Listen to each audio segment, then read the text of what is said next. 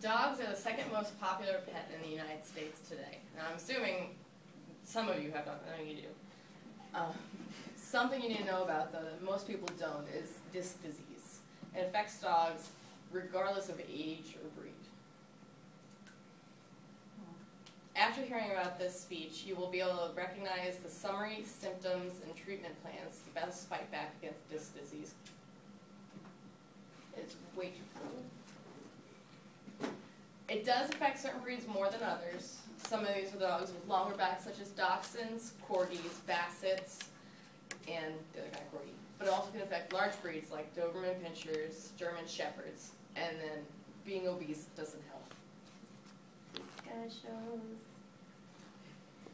What happens is they have spinal columns, just like humans do, which are made up of vertebra, the spinal column itself, and the cartilage discs. And these kinds of issues, the cartilage disc can slip down and put pressure on the spinal column, which cuts off the nerve endings, and it can also cause inflammation to further cut off nerve endings. It can paralyze them, cause massive amounts of pain, and you really know. Some of the symptoms you should look out for are pain, obviously. Dogs can just seem painful in general, but they can also respond to touch. If you just touch their back, some will scream and yelp out in pain. Others won't be able to get up. Because of the paralysis, they won't be able to feel their rear feet, so if you flip over their toes, they won't know to put it back, and they'll actually drag them like this, and then cause wounds and sores to their feet in addition to the other pain. There are different treatment styles. When my dog came down with this, the first thing they recommended was surgery for him. I was quoted $1,500 for this surgery.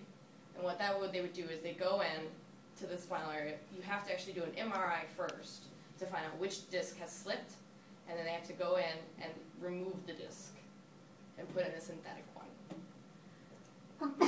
There's also wheelchairs are a prime option for if you can't afford surgery like I could. What that does is basically because they can't use their legs properly, it just takes them out of the picture basically, and still lets them move around fairly freely. The final one that I went with is medication.